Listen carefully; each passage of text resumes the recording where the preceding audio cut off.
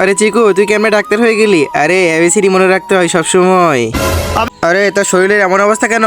আরে স্যার, চিকু ডাক্তার হয়ে গিয়েছে। সে 500 টাকা দিয়ে চিকিৎসা করে 1000 টাকা, যদি না কাম হয় তাহলে 1000 টাকা দেয়।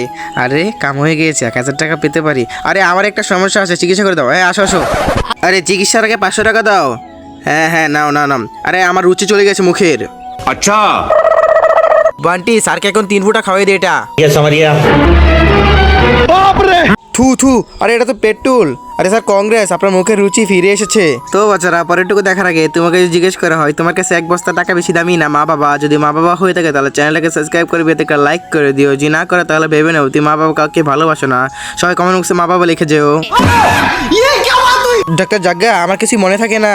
रुक तेरे को बता। আরে বান্টি, স্যারকে এটা 3 ফুটা খাওয়িয়ে দে। আরে একটু আগে না এটা খাওয়ালি। আরে দেখেন কংগ্রেস স্যার, আপনার ইয়াদদাস ফিরে এসেছে আবারও।